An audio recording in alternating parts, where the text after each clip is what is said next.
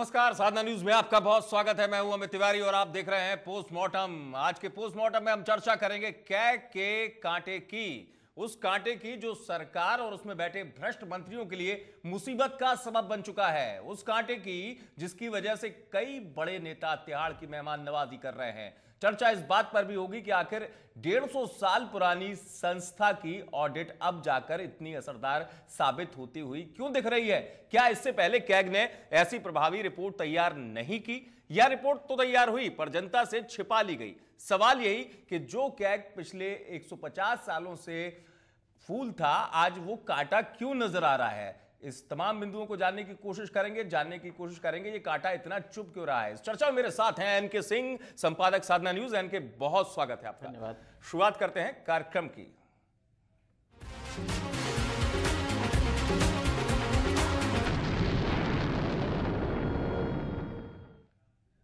जी हां, 2G spectrum के मामले में वित्तीय अनियमितता उजागर करने के बाद से ही कैग राजनीतिक वर्ग के निशाने पर आ गया है। हाल यह है कि कैग की ऑडिट रिपोर्ट जिसके खिलाफ जाती है वही इस कार्यप्रणाली पर सवाल खड़े कर देता है। प्रश्न यही है कि क्या संवैधानिक संस्थाओं की गरिमा तब तक मानी जाएगी जब तक लूट खसोट की वो छूट देकर रखे रहें। सीएजी को लेकर बहस का दौर अब बढ़ता हुआ नजर आ रहा है। पहले जहां सरकार और सीएजी की तकरार खुलकर सामने आई थी, अब कई अन्य पार्टियों को भी सीएजी की रिपोर्ट खटकने लगी है।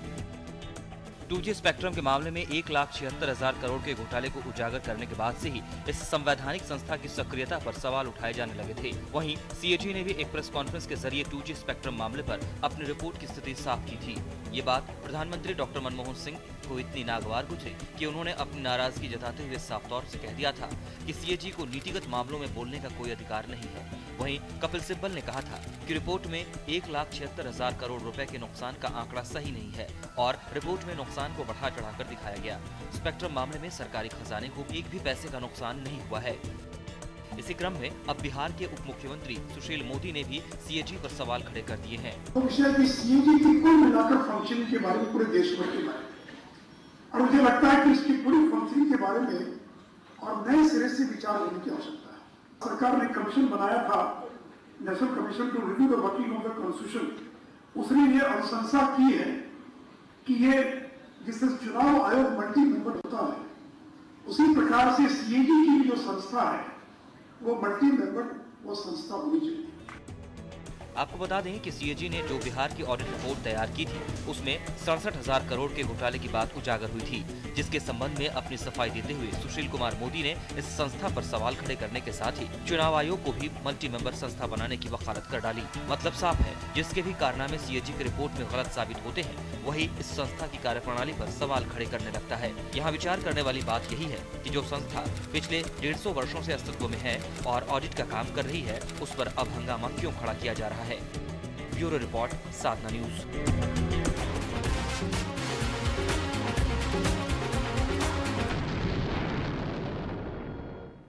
जी हां, तो क्यों लग रहा है सीएजी का कांटा, ये जानना बेहद जरूरी है। लेकिन उससे पहले कई अहम सवाल आते हैं जहन में। वो ये कि सीएजी की एक अपनी शक्तियां हैं, सीएजी का अपना एक अस्तित्व है जो कि 150 वर्ष पुराना है। तो ऐसी स्थिति में आखिरकार क्यों सीएजी एक घेरे में आ रहा है, जानने की कोशिश करेंगे। मेरे साथ हैं एनके सिंह, संपादक साधना न्यूज। एनके, सीएजी का एक अपना अस्तित्व है जो कि 150 वर्ष पुराना है, काम करते हुए आ रही है। लेकिन मैं इस दौर को जरूर जोड़ना चाहूंगा सीएजी के साथ भी कि देश जिस दौर से गुजरा भ्रष्टाचार के, उस दौर में सीएजी की रिपोर्ट आती है, उसके बाद तमाम सवाल खड़े होते हैं, लोग तिहाड़ पहुंच जाते हैं। और आज जो मौजूदा स्थिति है, सीएजी के कांटे क्यों लोगों को लग रहे हैं। देखिए, सीएजी की जरूरत क्यों पड़ी जी। अंग्रेजों के जमाने में जब अंग्रेज शासन करते थे जी, तो ये था कि गवर्नमेंट के एक्सपेंडिचर्स कैसे हो रहे हैं जी, ये जरूरी है कि नहीं, और अगर ये हुए हैं तो बेजा इस्तेमाल तो नहीं हुआ है जी। इन सब को लेके एक सरकार में चिंता थी कि एक कोई बॉडी होनी चाहिए जो करे जी। तो अंग्रेजों ने इसे बनाया था। 1925 में इसे फॉर्मल स्वरूप दिया गया और कंट्रोलर एंड ऑडिटर जनरल का इंस्टीट्यूशन लगभग काफी इन्फेंट स्टेज में हालांकि था, लेकिन वो डेवलप किया गया जी। उसके बाद सारे जो गवर्नमेंट के अकाउंट्स होते थे वो चेक करते थे। उनका मकाम बहुत, उसका इंस्टीट्यूशन काफी शक्तिशाली माना जाता था जी। संविधान बना हमारे यहाँ तो आर्टिकल 148 में जी इनका स्थान वर्णित है और स्पष्ट रूप से ये कॉन्स्टिट्यूशनल इंस्टीट्यूशन है। जी। और इसको बनाने के साथ साथ वही इसको हटाने की प्रक्रिया इतनी दुरूह कर देगी जो कि जजेस के लिए है जी, वही प्रक्रिया सीएजी के लिए है जी। आप सीएजी को ऐसे ही नहीं हटा सकते, उसके लिए वही प्रक्रिया अपनानी पड़ेगी जो जजेस के लिए अपनाते हैं जी।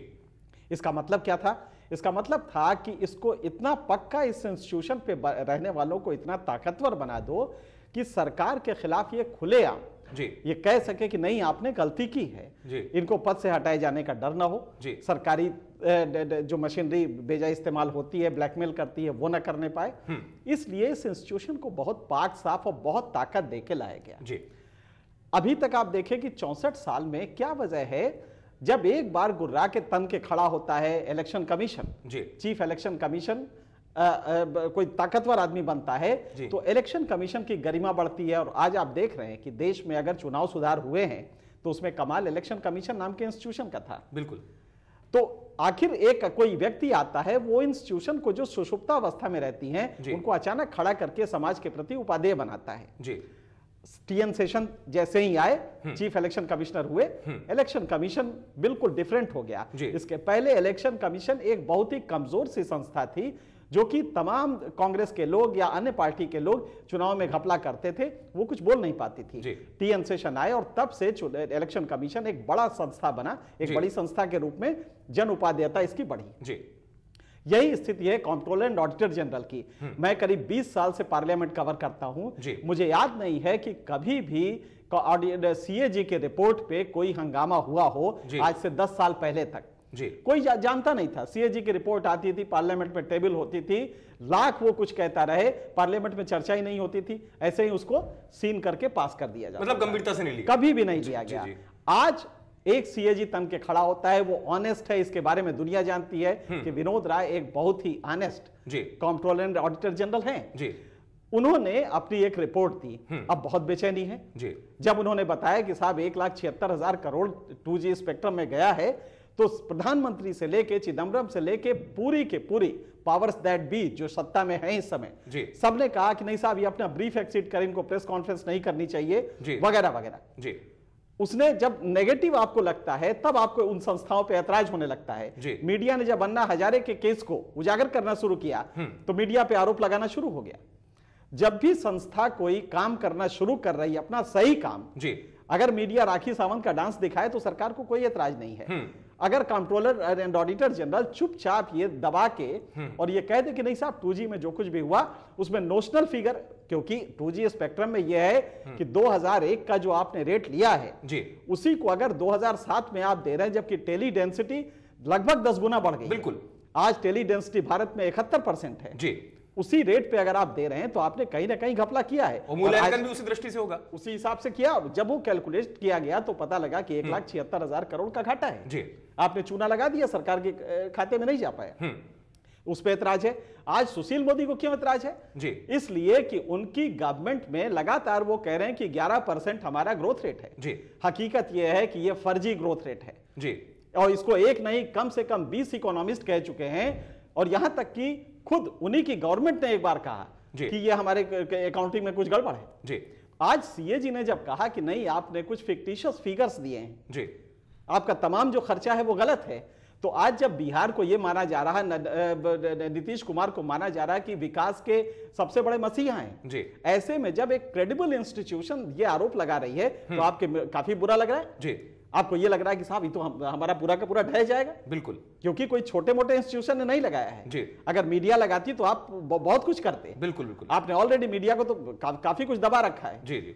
ये तो कहिए कि हम लोग उनके खिलाफ करते हैं, वरना एक बड़ा सेक्शन नहीं कर पा रहा है। बिल्कुल, तो हर साम दाम दंड भेद आप लगा के मीडिया को वो जो नेगेटिव पक्ष है सरकार का वो उजागर नहीं हो पा रहा है। तो आज जब हम कर रहे हैं, आज जब सीएजी कर रहा है तो सरकार को ऐतराज हो रहा है। कम से कम हम ये कहेंगे कि अभी सुशील मोदी की हैसियत इतनी नहीं है कि सुशील मोदी सीएजी से टकराएं।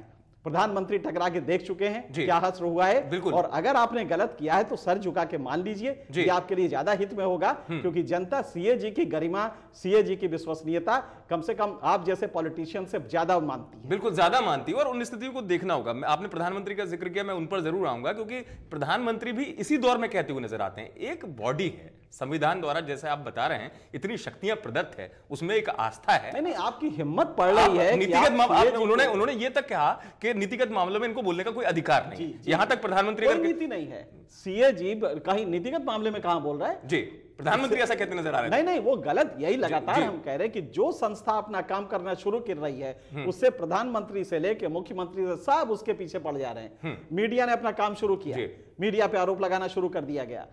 सुप्रीम कोर्ट को कहा गया आप लक्ष्मण रेखा ना लांघिए। सुप्रीम कोर्ट का जवाब था कि भाई लक्ष्मण रेखा तो इसलिए लांघा है कि अगर लक्ष्मण रेखा ना लांघते तो रावण मरता नहीं। ये बहुत करारा व्यंग था। तो आप सुप्रीम कोर्ट को भी लक्ष्मण रेखा बता रहे हैं, मीडिया को तो बता ही रहे हैं, और सीएजी को आप लगातार बताते हैं। तो कम से कम जो संस्थाएं अपना काम कर रही है, जो काम कर रही हैं वो अपनी दिशा में काम कर रहे हैं, और अगर वो काम करना चाहती हैं अपने तरीके से जैसा आप कह रहे हैं, तो उसमें आखिरकार ऐसी बातें क्यों आ रही है। यहां रुक रहे हैं ब्रेक के लिए, ब्रेक के बाद लौटेंगे तो ये जानने की जरूर कोशिश करेंगे इनके से कि आखिर ऐसी स्थितियां क्यों है, और 150 साल बाद सीएजी पर सवाल उठ रहे हैं, और सीएजी की प्रभावी भूमिका अब भी क्यों दिखाई दे रही है। जल्द हाजिर होते हैं ब्रेक के बाद।